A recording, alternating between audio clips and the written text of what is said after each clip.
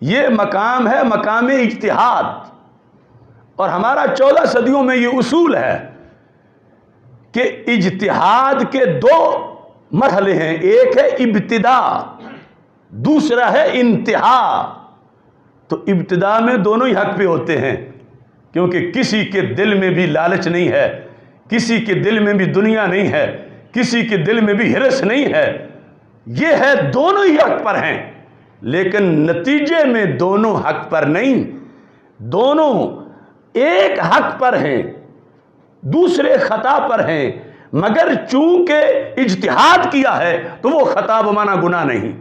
وہ خطا بمانا معصیت نہیں، وہ خطا بمانا عیب نہیں، بلکہ وہ خطا وہ ہے کہ جس پر سرکار دو عالم صلی اللہ علیہ وسلم فرما رہے ہیں کہ اسے 1 اجر و ثواب عطا فرمایا جائے گا۔ اور یہ کمی رہی ہمارے خطیبوں کی گفتگو میں، بلکہ خطیب تو کیا، خواص، کہ جب یہ مسئلہ ہمارے عرف میں بیان ہوتا رہا، بالخصوص سیدنا امیر معاویہ رضی اللہ تعالیٰ عنہ کے لحاظ سے اور سیدہ عائشہ صدیقہ رضی اللہ تعالیٰ عنہ کے لحاظ سے، اگر اس وقت انصاف کیا جاتا تو آج یہ نوبت نہ آتی، آج مسئلہ پہلے ہی واضح ہوتا عوام میں۔ اس وقت دھوکہ دیا گیا، کیسے؟ حق کو بول کے یہ تاثر دیا گیا کہ یہ حق باطل کے مقابلے میں ہے، حالانکہ وہاں حق باطل کے مقابلے میں نہیں تھا، حق خطا کے مقابلے میں تھا جو اجتہادی ہے۔ طاہر القادری نے 30-35 سال لگائے ہیں اس بات پر کہ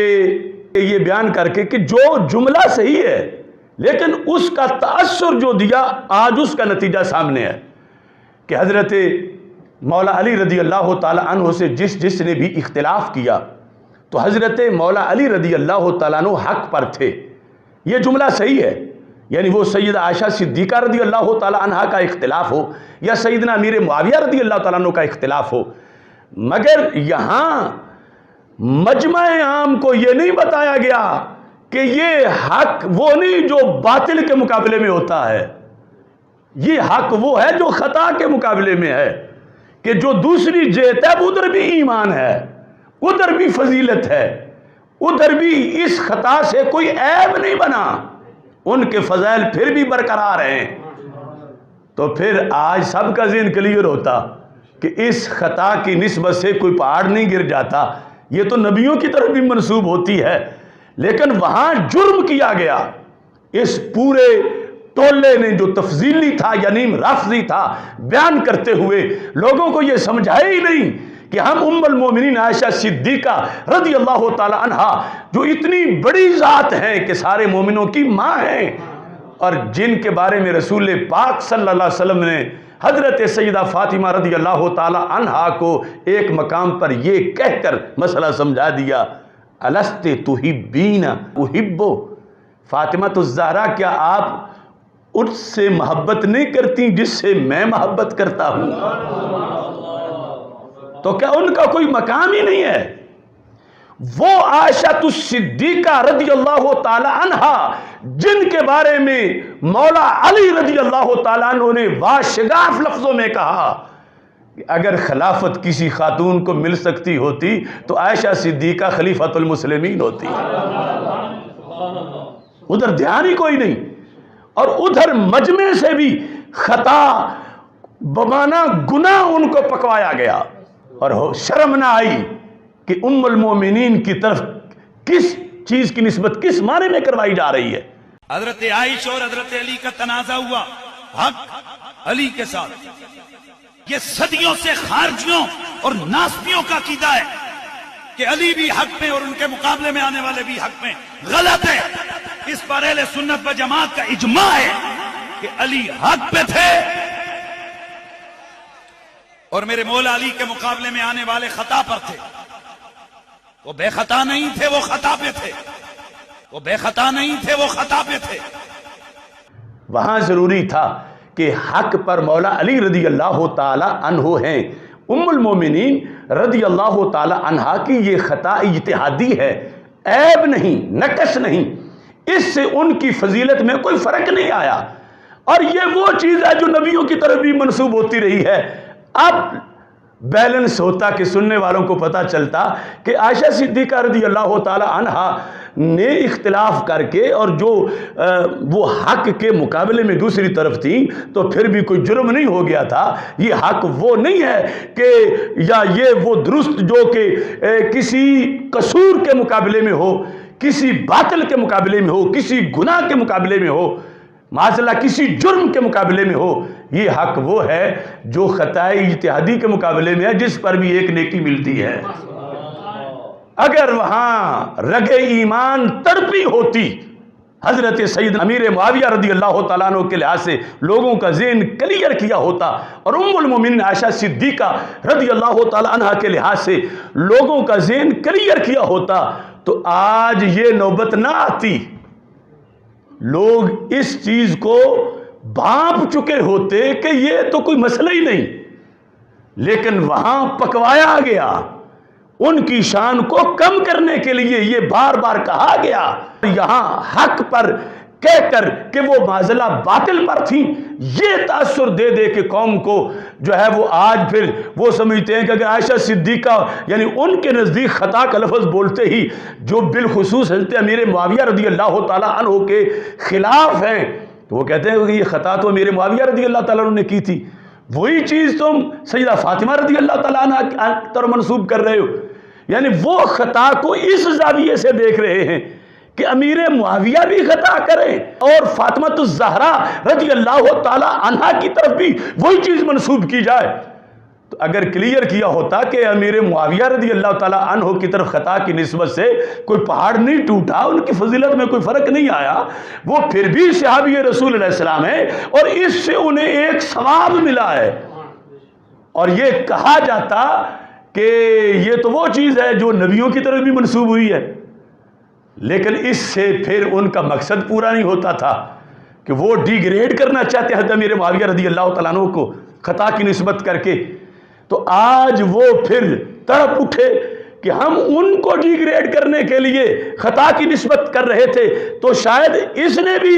ڈی گریڈ کرنے کے لیے خطا کی نسبت کر دی ہے۔ تو واللہ ہم نے ڈی گریڈ کرنے کے لیے نہیں کی، ہم نے اللہ اور اللہ کے رسول صلی اللہ علیہ وسلم کے حکم کے مطابق جو اصلی شان ہے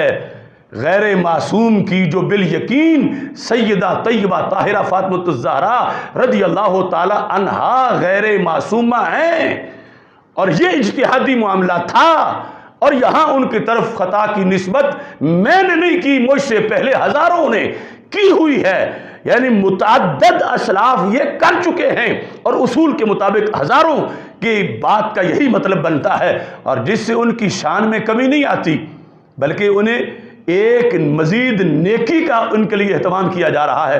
اور پھر یہاں یہ میں نے اپنی تقریر میں واضح کیا اور کر رہا ہوں کہ حضرت امیر معاویہ رضی اللہ تعالیٰ عنہ کی خطا میں جو اجتہادی تھی، اور سیدہ فاطمہ رضی اللہ تعالیٰ عنہ کی خطا جو کہ اجتہادی تھی،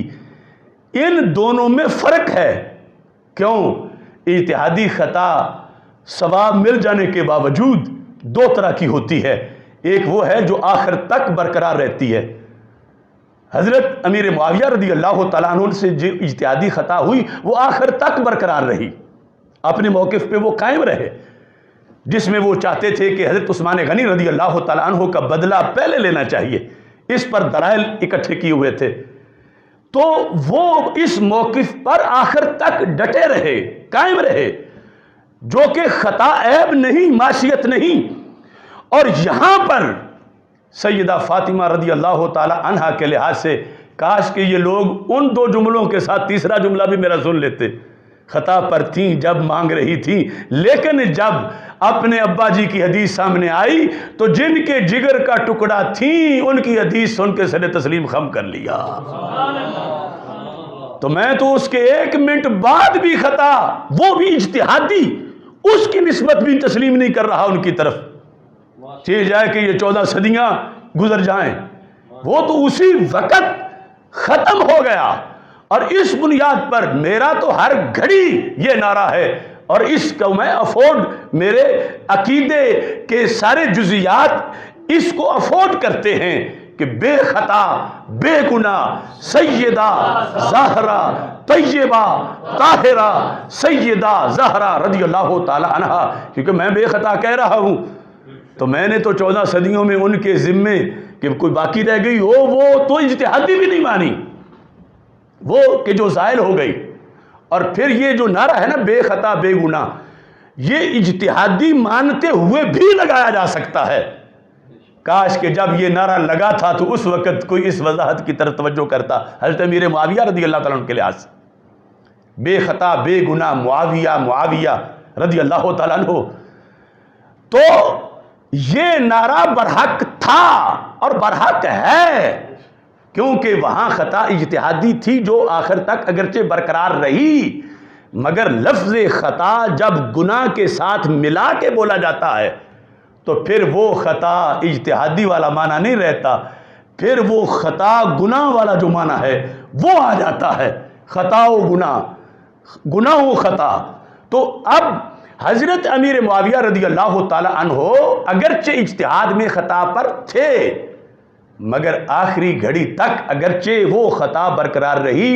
مگر وہ خطا گناہ نہیں تھی، اور جب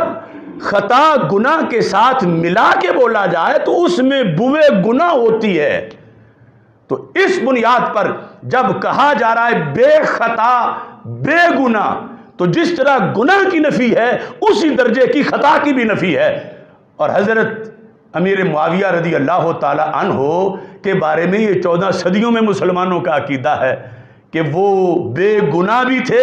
اور گناہ کے معنی والی خطا سے بھی بے خطا تھے، کیونکہ وہ خطا اجتہادی تھی اور خطا اجتہادی گناہ نہیں ہوتا۔ یہ کمی سارے پیچھے تسلسل سے آ رہی ہے،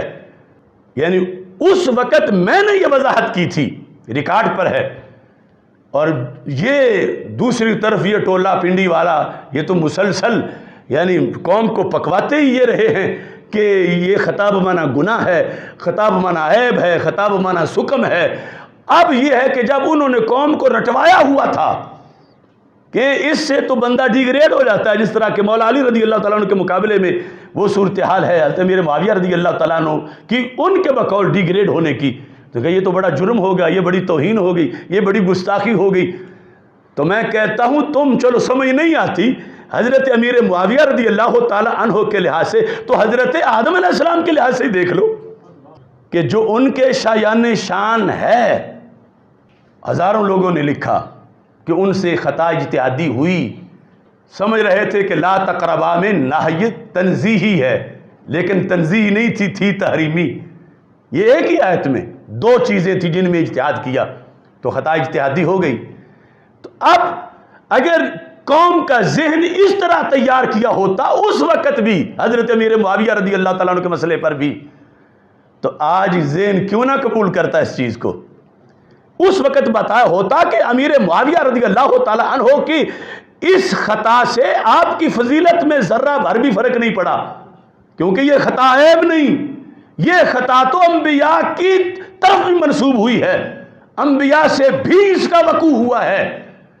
یہ بتاتے تو ان کا باطل مذہب پروان نہیں چڑھتا تھا۔ اب آج جس قوم کو انہوں نے خطا بمعنی جرم پکوایا ہوا ہے، خطا بمعنی گناہ پکوایا ہوا ہے، یہاں بھی اجتہاد کے اندر بھی، تو قوم ان کا گریبان پکڑنے کو ہے۔ اور پھر یہ اب کیسے پیچھے ہٹیں اس کو گستاخی کہے بغیر، کیونکہ ایک جھوٹ کے تحفظ میں پھر کئی جھوٹ بولنے پڑتے ہیں۔ خشت اول چون حد میں مار کج تا سریا میر رود دیوار کج۔ آج یہ 14 صدیوں کے اسلاف کے عقیدے پہ پانی پھیرنا چاہتے ہیں اس بات میں کہ ہم سیدہ پاک رضی اللہ تعالی عنہا کی عقیدت رکھتے ہیں، محبت رکھتے ہیں، ہم یہ نہیں مانتے، یہ نہیں کہتے، یہ جائز نہیں ہے۔ ادھر 14 صدیوں کے ائمہ پر کوئی فتویٰ لگ جائے، لازم آ جائے، یہ ان کو ہوش نہیں، لیکن اپنی غلطی کہ حضرت امیر معاویہ رضی اللہ تعالی عنہ اور حضرت عائشہ صدیقہ رضی اللہ تعالی عنہا کے معاملے پر جب یہ قوم کو بتایا تھا کہ حق پر مولا علی رضی اللہ تعالی عنہ تھے اور دوسری طرف خطا تھی، مگر وہ جرم نہیں تھا، وہ نقص نہیں تھا، وہ عیب نہیں تھا، وہ فضیلت کے منافی نہیں تھا، وہ ایک نیکی کا مستحق ہونا تھا، اور یہ وہ چیز تھی جو انبیاء علیہ السلام سے بھی اجتہادی خطا کا وقوع ہوا ہے۔ تو پھر آج مسئلہ نہ بنتا۔ اب یہ بگاڑ جو وہ لوگ خود پیدا کرتے رہے معاشرے میں، لیکن ہمارا تو کام ہے وَمِمَّنْ خَلَقْنَا أُمَّةً يَهْدُونَ بِالْحَقِّ وَبِهِ يَعْدِلُونَ، عدل کرو، عدل کرو، عدل کرو، کیونکہ اہل عدل اہل سنت ہیں، اہل ظلم اہل سنت نہیں، اہل عدل اہل سنت ہیں۔ تو اس کی بنیاد پر جب حضرت سیدنا علی المرتضیٰ رضی اللہ تعالی عنہ جن مسائل میں جہاں ذکر ہوا کہ وہ حق پر تھے، جب وہاں مقابل جو بھی ہیں ام المومنین بھی ہوں تو توہین نہیں ہو رہی، تو آج کیوں توہین سمجھی جا رہی ہے؟ آج کس لیے توہین سمجھی جا رہی ہے جبکہ وہ چیز ایسی ہے جو نبیوں کی بھی شان ہے؟ اور اگر توہین سمجھی جا رہا ہے تو یہی رافضیت ہے، کیونکہ رافضی جو ہے وہ غیر نبی کو نبی کے برابر سمجھتے ہیں بلکہ اوپر سمجھتے ہیں۔ اپنے لحاظ سے جو ان کا موقف ہے وہ نبی سے بھی اوپر کا بنتا ہے، کیونکہ ہمارا تو یہ ہے کہ خطا اجتہادی عیب نہیں، اور اس کا وقوع مشروط طریقے سے کچھ وقت کے لیے اس کی نسبت انبیاء علیہ السلام کی طرف ہو سکتی ہے، لیکن روافض کے نزدیک معصوم کی تعریف میں یہ داخل ہے کہ معصوم سے اجتہادی خطا بھی نہیں ہو سکتی۔ تو روافض معصوم کو نبی سے اوپر مانتے ہیں، تو روافض سیدہ پاک رضی اللہ تعالی عنہا کو نبوت سے اوپر مانتے ہیں۔ یہ اپنا ٹولہ جو ان کا کام کر رہے ہیں، ان کے لیڈر کہہ رہے ہیں کبھی تاریخ میں اہل سنت نے اتنا رد عمل نہیں ظاہر کیا تھا جتنا اب کیا ہے، لہذا ہمیں کوئی ضرورت نہیں، چپ کر کے بیٹھو، ہماری ڈیوٹی وہ دے رہے ہیں۔ یہ جواد نقوی اور ان کے لیڈر، ان کی تقریریں نیٹ پہ آ چکی ہیں۔ تو جو کمی تھی جس طرح کی وہ کمی دور کرو، کفارہ ادا کرو۔ پنڈی ٹولہ یا وہ جو سارے داتا صاحب کے نام پہ بٹھا کے سواریاں گامے شاہ اتارتے ہیں، وہ توبہ کر کے واپس آئیں اور اس مسلک پر جو 14 صدیوں میں ہے، اور لوگوں کو پہلے یہ پکائیں، پڑھائیں، پکوائیں کہ جس وقت ہم خطا کی نسبت کرتے رہے حضرت ام المومنین رضی اللہ تعالی عنہا کی طرف، تو تمہارے ذہن میں اگر ان کی کوئی کمی آئی ہے شان کی تو توبہ کرو، اس سے کمی نہیں آتی، یہ عیب نہیں ہے، یہ فضیلت ہے، یہ تو ایک ثواب ہے۔ اور جب ہم تمہیں کہتے رہے کہ حضرت امیر معاویہ رضی اللہ تعالی عنہ جو خطا پر تھے حضرت مولا علی رضی اللہ تعالیٰ عنہ کے مقابلے میں، تو اس خطا سے مراد یہ نہیں تھا کہ ان کی کوئی شان تھوڑی ہو گئی تھی، یا ان کی فضیلت گھٹ گئی تھی، یا یہ کوئی عیب تھا، یا یہ کوئی گناہ تھا، یا یہ کوئی معذلہ جرم تھا۔ یہ کفارہ وہ سارا ٹولہ ادا کرے تو پھر قوم کو بھی پتہ چلے گا کہ ہمیں زہر دیا گیا تھا، اور شکر ہے مرنے سے پہلے دوائی دینے والے آ گئے۔ عید و رسالت کا نعرہ دنیا میں لگا